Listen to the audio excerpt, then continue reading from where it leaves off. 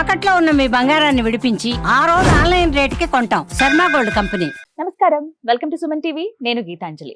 విశ్వావసు నామ సంవత్సరంలో ద్వాదశ రాశుల వారి జాతక ఫలితాలు ఏ విధంగా ఉన్నాయో తెలుసుకుందాం. వివరించేందుకు ప్రస్తుతం మనతో పాటు ఉన్నారు శ్రీచక్రపీఠం వ్యవస్థాపకులు, ప్రముఖ జ్యోతిష్య పండితులు బ్రహ్మశ్రీ ప్రదీప్ జోషి గురువు గారు. వారితో మాట్లాడదాం. గురుగారు నమస్కారం అండి. శ్రీ గురుభ్యో నమః. శ్రీమాత్రే నమః. విద్యుద్ధామ సమప్రభాం మృగపతి స్కంధస్థితాం భీషణాం కన్యాభిక్కరవాలకేట విలసదస్తాభిరా సేవితాం హస్తైశ్చక్ర గదాసికేట విశికాంశ్చాపం గుణం తర్జనీం బిభ్రాణాం అనలాత్మికాం శశిధరాం దుర్గాం త్రినేత్రాం భజే. శ్రీమాత్రే నమః. శ్రీ గురుభ్యో. మేషాది ద్వాదశ రాశుల యొక్క ఫలితాలు మనం ఈ విశ్వావసు నవ సంవత్సరంలో తెలుసుకోబోతున్నాం. ముందుగా ప్రేక్షకులందరికీ, సనాతన ధర్మ బంధువులందరికీ మీకు కూడా శ్రీ విశ్వావసు నామ సంవత్సర ఉగాది శుభాకాంక్షలు. ఈ విశ్వావసు నామ సంవత్సరంలో వృశ్చిక రాశి వారి జాతక ఫలితాలు ఏ విధంగా ఉన్నాయో తెలియజేస్తారా? విశ్వావసు నామ సంవత్సరంలో వృశ్చిక తేలు రాశికి ఆదాయ వ్యయాలు ఎలా ఉన్నాయి చూద్దాం. వృశ్చిక రాశి ఆదాయము 2, వ్యయము 14. అంటే ₹2 సంపాదిస్తే ₹14 ఖర్చు అవుతాయి. అంటే నీ జేబులో నుంచి డబ్బులు చాలా పోతాయి. రాజపూజ్యం 5, అవమానం 2. మెచ్చుకునే వాళ్ళు ఎక్కువ ఉన్నారు, తిట్టే వాళ్ళు తక్కువ ఉన్నారు. ఇది బాగానే ఉంది. వృశ్చిక రాశి వారికి ఈ సంవత్సరం ఏమైపోతుంది అని అంటే, మీకు ఈ సంవత్సరము అష్టమ గురుడు వచ్చాడు. అష్టమ గురుడు అంటే ఏంటంటే చెప్పాను కదా, జుర్రేస్తాడు, మొత్తం లాగేస్తాడు. అష్టమ గురుడు అష్ట కష్టాలు ఇస్తాడు. బాగా గుర్తుపెట్టుకోండి. ముఖ్యంగా మీరు ఎక్స్పెక్ట్ చేయరు మీ జీవితంలో ఇది జరుగుతుంది అని చెప్పి. ఈ విధంగా కూడా డబ్బులు పోతాయా అని అనిపిస్తుంది. ఇట్లా కూడా నష్టపోవచ్చా మనుషులు అని అనిపిస్తుంది. అలా నష్టపోతారు వృశ్చిక రాశి వారు. వీళ్ళకి పంచమ స్థానం లోపలికి శని వచ్చాడు, అష్టమ గురువు వచ్చాడు. పంచమ శని ఏం చేస్తాడు అంటే, పిల్లల చదువుల మూలకంగానో, పిల్లలు చేసిన కొంటె పనుల మూలకంగానో డబ్బులు పోతాయి. మీ పిల్లాడు లాస్ట్ టైం ఒకసారి ఇలాగే ఒకళ్ళకి జరిగింది. నా క్లయింటే, వాళ్ళు ఒక మంచి ఉన్నత స్థాయిలో ఉండే క్లయింట్. వాళ్ళ అబ్బాయి ఏం చేస్తున్నాడో వాళ్ళకి తెలియదు. ఎందుకంటే డబ్బులు సంపాదించే పనులు వీళ్ళు పడ్డారు, వీడి పిల్లలు ఏం చేస్తున్నాడో తెలియదు. వాడు బైక్ వేసుకొని, వాడు మైనర్ యాక్చువల్లీ 17 ఏళ్ళ పిల్లాడు, బైక్ వేసుకొని వెళ్ళి గుద్దేశాడు. వాడు పడిపోయాడు, వాళ్ళు చనిపోయారు.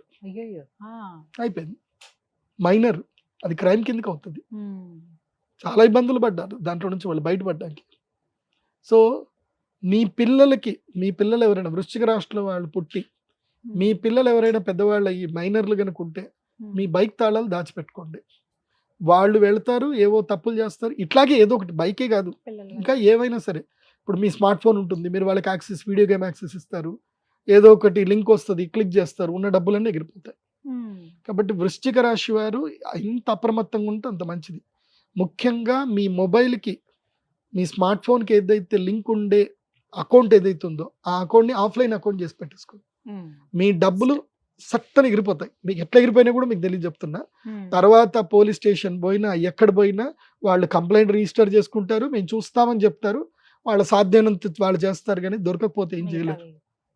ఎందుకోసం అంటే సైబర్ క్రైమ్లు బాగా పెరిగిపోయాయి. మెయిన్గా నేను వృశ్చిక రాశి వారికి చెప్పేది ఏంటంటే, మీరు ఈ సంవత్సరము నా దగ్గర ఏమీ లేదు అని ఇంతే చెప్పండి.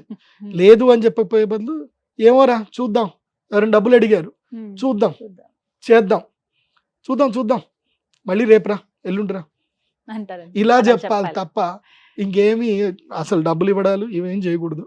ప్లస్ మీ మొబైల్లో అనాథెంటికేషన్ యాప్స్ ఏమున్నా అన్ని డెలీట్ చేసేయండి.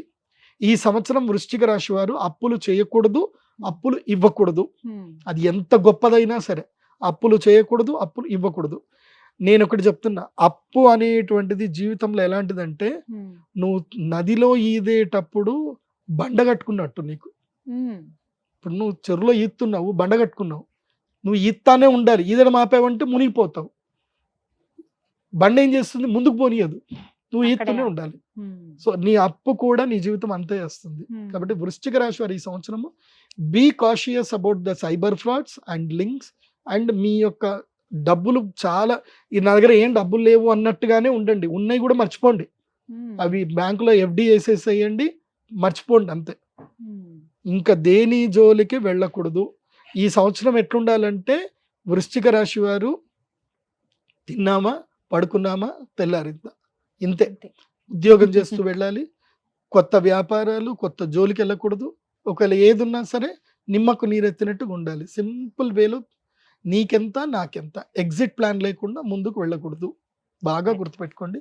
పిల్లల విషయంలో చాలా జాగ్రత్తగా ఉండండి. వృశ్చిక రాశి వారికి తమ సంతానం వల్ల కానీ, తమ తల్లిదండ్రుల వల్ల కానీ వాళ్ళకి ఇబ్బందులు వచ్చే అవకాశం ఉంటుంది. తప్పకుండా హెల్త్ ఇన్సూరెన్స్ తీసి పెట్టుకోండి వృశ్చిక రాశి వారు. ఫ్యామిలీకి మొత్తం కూడా అవసరం. వీరు కూడా మహాలక్ష్మి వారి యాగం చేస్తే మంచిదా అండి? వీళ్ళ మహాలక్ష్మి యాగం కన్నా సెల్ఫ్ డిఫెన్స్ చేసుకోవడం చాలా ముఖ్యం. యాగం చేసుకోవాల్సిందే, కాకపోతే డిసిప్లిన్, సెల్ఫ్ డిసిప్లిన్ చాలా ముఖ్యం. ఇప్పుడు ఈ అనురాధ నక్షత్ర జాతకులు ఉంటారు. వీళ్ళు అయినోళ్ళకి కానోళ్ళకి అందరికి హెల్ప్ చేస్తారు, కానీ వాళ్ళకి టైంకి ఎవ్వరు వాళ్ళకి హెల్ప్ చేయరు. అనురాధ నక్షత్రం. జ్యేష్ఠ నక్షత్రం ఉంటారు. వీళ్ళు ఎంత ప్రగల్భాలకు పోతారు, అన్ని చేస్తారు. వీళ్ళు చేసి నేను తప్పు చేస్తే ఎవరు చూడట్లేదు అనుకుంటారు, కానీ దొరికిపోతారు. సో జ్యేష్ఠ నక్షత్రం కానీ అనురాధ నక్షత్ర జాతకులకు నేను చెప్పేది ఏంటంటే కామ్గా ఉండండి. మెయిన్గా ఏంటంటే మెయిన్గా ప్రతి గురువారము పూజ్య శ్రీ గురు రాఘవేంద్ర స్వామి దేవస్థానం కానీ, లేదంటే మన మేడం గారు గీతాంజలి గారు చాలా టెంపుల్ టూర్స్ చేశారు. ఇక్కడ కురువాపురం కూడా చేసినట్టున్నారు కదా, కురువాపురం టెంపుల్ టూర్ చేశారు. కురువాపురంకి వెళ్ళండి, దత్తాత్రేయ స్వామి క్షేత్ర దర్శనం చేసుకోండి.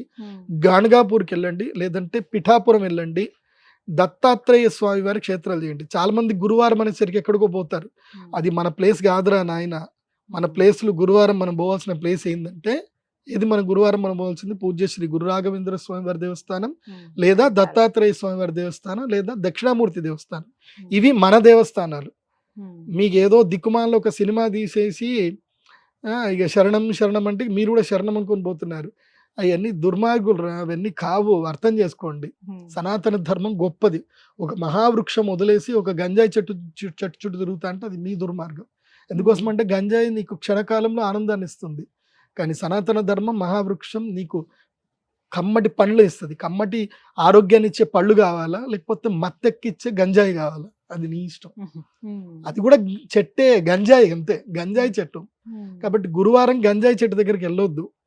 గురువారం ఎక్కడికి వెళ్ళాలి అని అంటే అశ్వత్థ వృక్షం దగ్గరికి వెళ్ళాలి, మేడి చెట్టు దగ్గరికి వెళ్ళాలి. అది బాగా గుర్తుపెట్టుకోండి, జీవితాన్ని చేస్తుంది. వృశ్చిక రాశి వారు ఈ సంవత్సరం ఎంత గురు ధ్యానం చేస్తే అంత మంచిది.